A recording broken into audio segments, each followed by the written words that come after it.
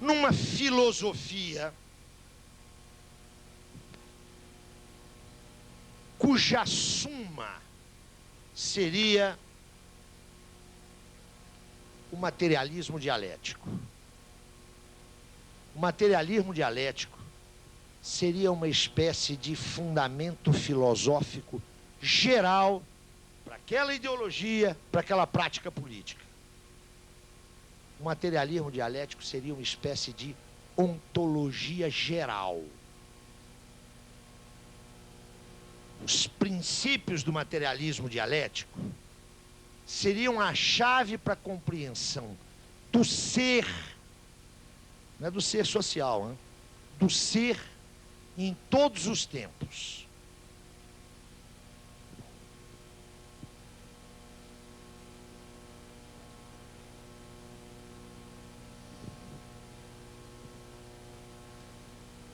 Acoplado a esse materialismo dialético estaria o materialismo histórico, que seria a aplicação dos princípios do materialismo dialético ao ser social, à história, à sociedade.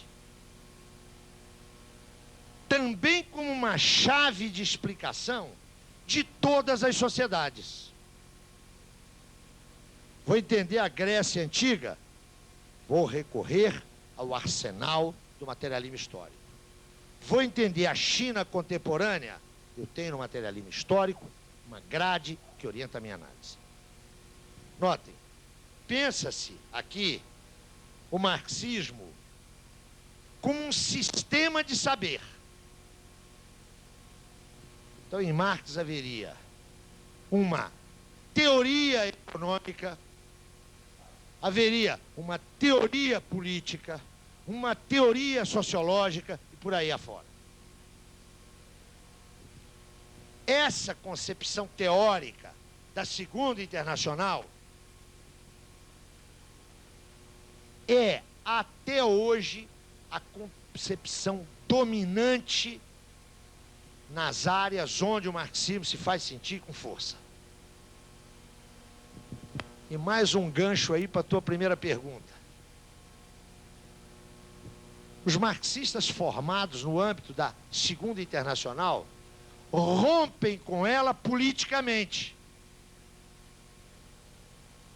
Vão criar a Terceira Internacional.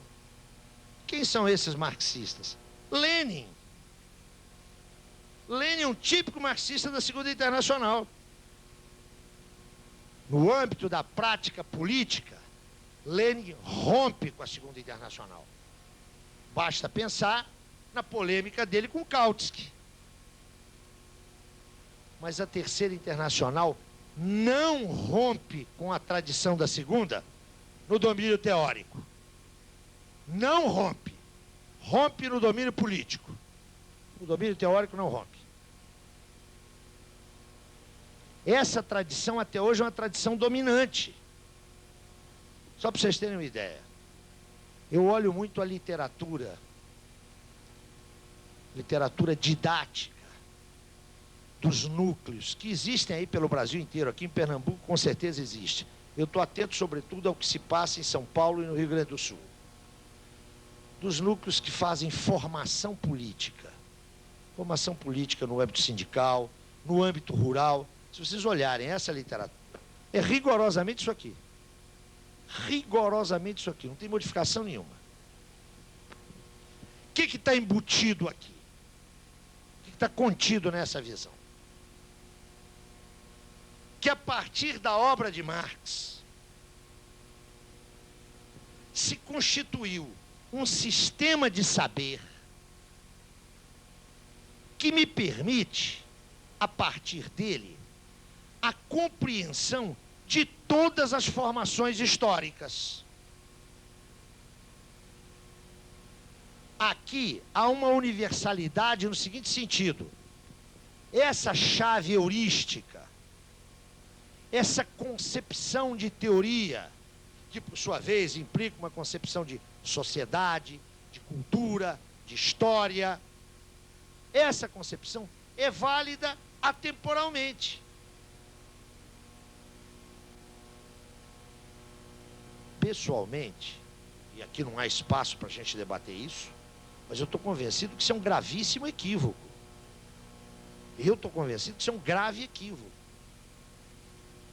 Contra essa Constituição, que faz da obra de Marx uma suma quase teológica, é a chave explicativa para tudo em todos os tempos, a interpretação com a qual eu estou orientando essas nossas conversas, que é aquela que é a minha, e que, se fosse necessário, a gente podia debater longamente, mas, infelizmente, não cabe aqui. É só para sinalizar a resposta à tua formulação. Eu penso a obra de Marx de uma maneira diferente.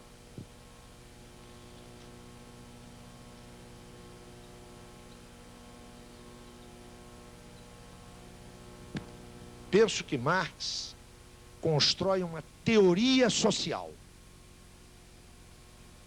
E uma teoria naquele sentido lá, que a gente já viu. Como nós determinamos também o objeto de Marx, a ordem burguesa, lembram-se? O que Marx me oferece a mim é uma teoria social do mundo modelado e comandado pelo capital. É isso que Marx me dá. Entretanto, bom, e nesse sentido, atenção, nesse sentido, as categorias marxianas são absolutamente universais. Universais no âmbito do mundo do capital. Está claro? Com isso, meus amigos, eu estou dizendo o seguinte, sabe quando é que Marx vai ser superado? Quando o mundo do capital for uma lembrança na memória da humanidade. Aí Marx vai para o museu. É universal no marco do mundo do capital. Está claro? Mas é óbvio que Marx não constrói isso a partir do nada. Nós lembramos aqui que Marx faz recorrências às sociedades pré-capitalistas para poder compreender a emersão da sociedade capitalista. Marx faz, poucas é verdade, mas faz, projeções para além do capitalismo. É que a construção dessa teoria social, que eu insisto, na minha modesta ótica, só vale para compreender o mundo do capital. A construção dessa teoria supõe um conjunto de conhecimentos que não pode, se quiser dar sustentação sólida a essa teoria, que não pode fazer referência apenas ao mundo do capital. Por exemplo, quando Marx situa o trabalho como suporte do processo de constituição e desenvolvimento da socialidade, do ser social, ele está se ancorando, se apoiando numa formulação que não é válida só para o mundo do capital. E assim outras que estão contidas lá no debate lá dos manuscritos de 44. Estas assertivas, estas afirmações, estas determinações, elas não estão restritas ao mundo do capital. Se você quiser, eu não diria que elas têm uma universalidade maior, mas elas percorrem, elas são transhistóricas, notem, não são nem supra nem ahistóricas, estão encharcadas de história, mas elas são determinações que acompanham e se desenvolvem nas diferentes épocas históricas. Neste sentido, é evidente que há determinações descobertas por Marx que transcendem largamente o marco do mundo do capital. Sem elas, teria sido impossível elaborar o conhecimento do mundo do capital. E seguramente, não sei se é possível falar isso, mas eu ainda me atrevo, seguramente elas se manterão como determinações, se forem verdadeiras, como determinações da socialidade para muito além do mundo do capital. Vou dar um exemplo, né?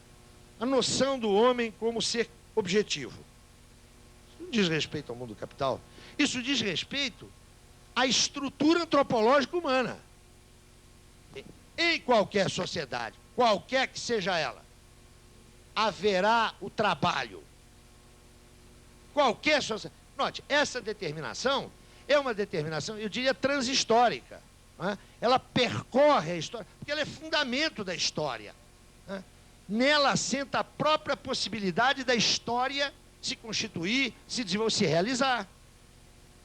Então eu diria que nós devemos distinguir esses dois níveis. É uma forma de, primeiro, encontrar um caminho alternativo para essa visão aqui que me parece insustentável. Né? Embora seja até hoje a visão dominante. Só para vocês terem uma ideia, a gente já falou aqui várias vezes de Lukács, né?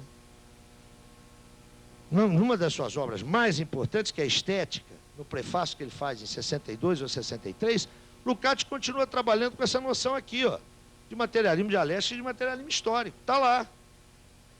Nós não estamos falando um pé rapado, nós estamos falando de Lukács. Esse caminho aqui me parece atender à compreensão dos limites da teoria social marxiana. Os limites dessa teoria são do mundo do capital, os seus fundamentos não. O ser social é específico. Onde é que está a especificidade dele? Ele implica teleologia, sem a qual o trabalho é impensável. E quem fala em trabalho e teleologia fala em liberdade. Essas duas categorias, teleologia e liberdade, só existem no ser social. E, portanto, Lukács vai problematizar toda a tradição marxista que vem lá do Engels, da relação entre dialética da natureza e dialética da sociedade. Não é? O que o materialismo dialético supõe? Que você tem processos de mesma natureza cortando o conjunto do ser. Olha, se o Lukács sustenta que é só no ser social que você tem a possibilidade da teleologia e da liberdade, como é que eu tenho a mesma dialética operando na sociedade e na natureza? Eu acho que isso é um problema. Mas olha, nós não vamos resolver, nem eu, nem você, nem todos nós vamos resolver isso. Isso aí é uma polêmica, meu nego, que já fez correr rios de tinta e vai fazer correr outros tantos. Evidentemente não é uma polêmica secundária. Não é? Tem implicações, inclusive políticas. Inclusive políticas. Mas que a gente não pode avançar aqui. De qualquer jeito, me pareceram que as tuas questões eram de interesse geral, na medida em que permitem, inclusive, clarificar um pouco mais o tipo de direção que eu dou às minhas exposições, que é essa aqui e não essa aqui. Eu vou colocar um problema para vocês, um pequeno problema. Eu não vou resolver não, hein? Mas só para mostrar como é que a gente tem que se mover com muito cuidado. Um dos mais importantes críticos literários ingleses deste século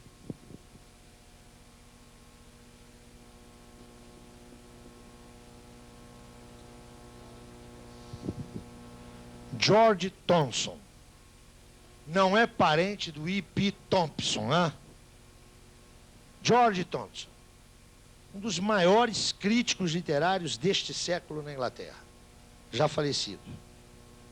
Esse fulano era um marxista de carteirinha, hein? Um marxista de fazer gosto. Ele se pôs a estudar a tragédia grega. E ele produziu alguns estudos que são considerados estudos clássicos sobre a dramaturgia grega. E os produziu ali, ó, pensando a luta de classe, todas aquelas coisas. Eu li Thompson e aprendi muito.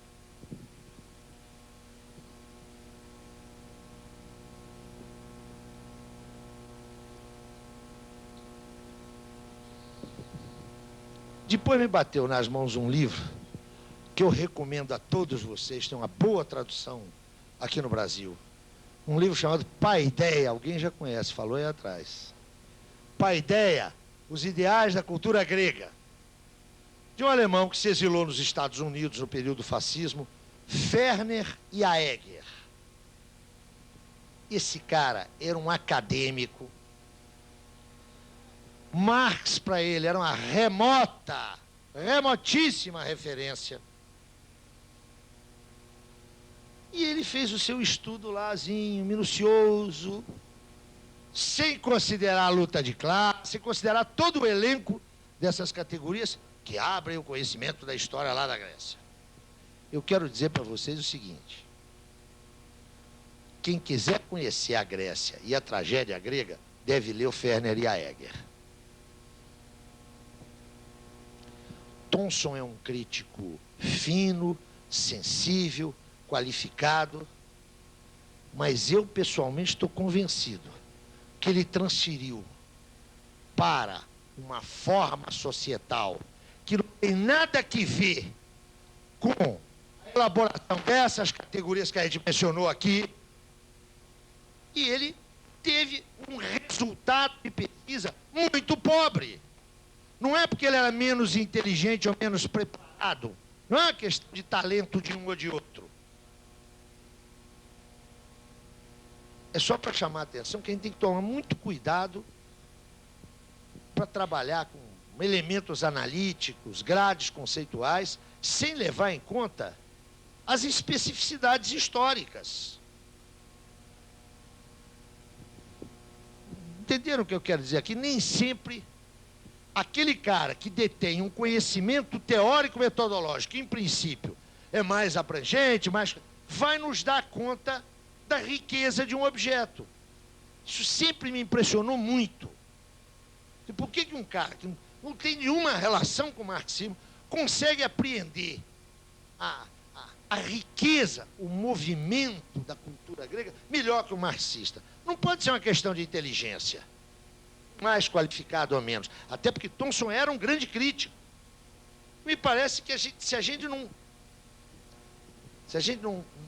tiver muito cuidado com o trato teórico metodológico e não referenciá-lo a um objeto, a gente pode cometer alguns equívocos. Vai um pouco no sentido da observação que você fazia, tem que tomar um certo cuidado com isso. Olha, eu digo para vocês uma coisa. Para mim é indiscutível, que a parcela maior da história da humanidade se deu dinamizada através das lutas de classe.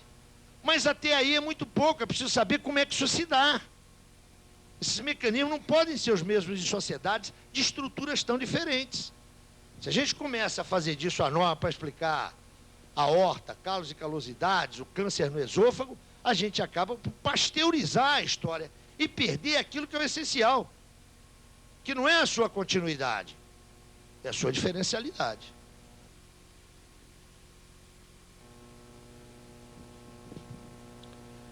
Marx vai para Londres, se estabelece em Londres e vai viver a pior década da sua vida. Os anos 50 são anos de uma miserabilidade, de um pauperismo quase absoluto. Eu fiz menção a isso naquele esforço biográfico que eu expus para vocês, creio que na segunda-feira. Não vou voltar a isso, apenas sinalizei a solidão intelectual de Marx, as dificílimas condições de vida em que ele se moveu, a sua família, até porque Engels também vai para a Inglaterra em 50, mas de 50 a 70, Engels ficará trabalhando na empresa familiar em Manchester. A partir dos anos 60, Engels pode dar uma contribuição maior ao orçamento de Marx, da família Marx, e nos anos 70 a vida de Marx se estabiliza e ele tem até, digamos, um certo conforto material. Inclusive porque consegue negociar com seu tio na Holanda a pequena, porém para ele significativa, parte do patrimônio familiar que seu pai houvera deixado. Os anos 50, todavia, no meio dessa miséria absoluta, foram anos fundamentais para a continuidade dos estudos de Marx. Derrotada a Revolução, em 1851-52, Marx dissolve a Liga dos Comunistas. Aquela liga, que adquire esse nome lá em 47, para a qual ele e Engels redigem o Manifesto do Partido Comunista e que tem um protagonismo significativo no processo revolucionário de 48, essa liga é dissolvida em finais de 1851, princípios de 1852. Marx passa a se dedicar exclusivamente aos seus estudos. Ele vai publicar bastante nessa década, mas serão publicações pouco significativas do ponto de vista teórico. Serão matérias para jornais.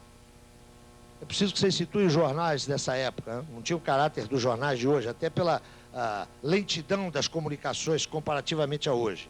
Os jornais eram muito mais formativos do que informativos. Marx vai escrever para jornais do continente europeu, vai escrever para jornais americanos, vai se informar muito de política internacional, e de todos os textos que ele vai publicar nesse período, um merece um destaque especial.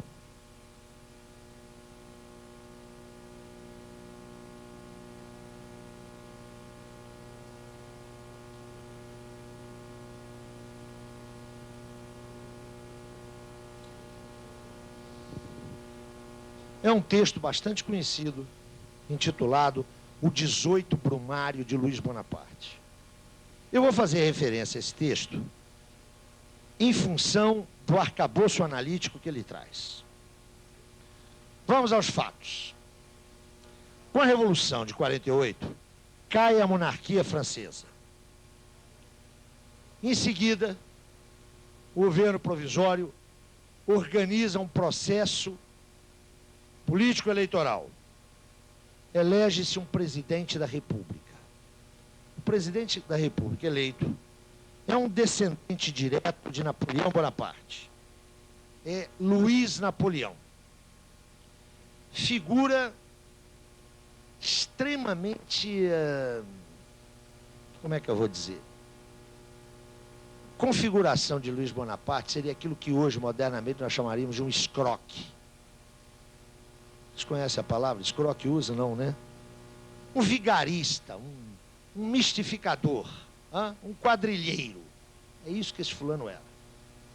Fulano chega ao poder por via eleitoral na sequência do fracasso da Revolução de 48. Se elege presidente e em dezembro de 1851, gostaria que vocês prestassem atenção na cronologia, porque ela é importante.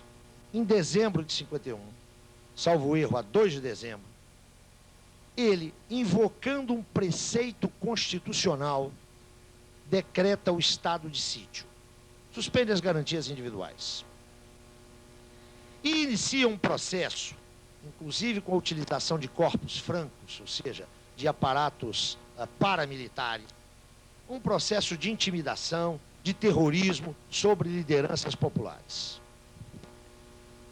O estado de sítio teria duração de 1 ano, até dezembro de 52. Um jornal americano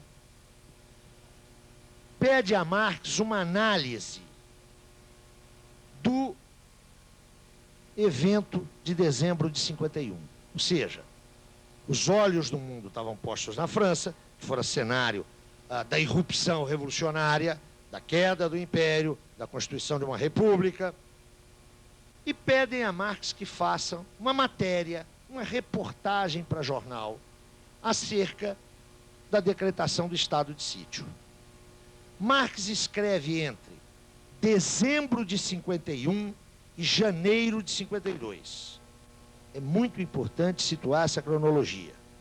Ou seja, Marx escreve na sequência imediata da decretação do estado de sítio, nos 2 primeiros meses.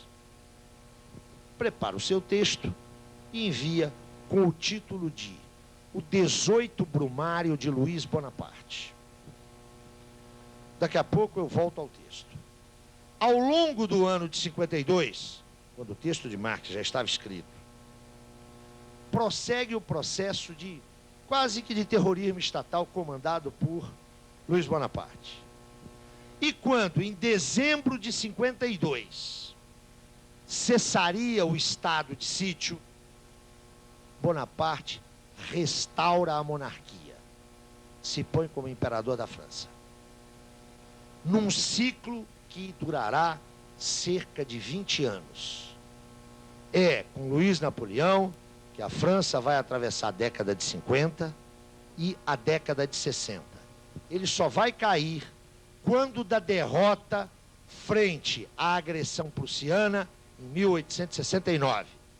A derrota, como vocês sabem, precipita a Comuna de Paris em 70, que é aquilo que Marx chamou de a primeira tentativa de um governo operário, de uma ditadura do proletariado, que Marx então caracteriza como o assalto ao céu. Cai aí o Império Francês e instaura-se uma república que vai ficar conhecida como Terceira República. Por que Terceira República? A primeira foi a Jacobina. A segunda foi aquela que durou de 48 a 51. A Terceira República, que se inicia em 1870, vai durar até a invasão alemã em 1940.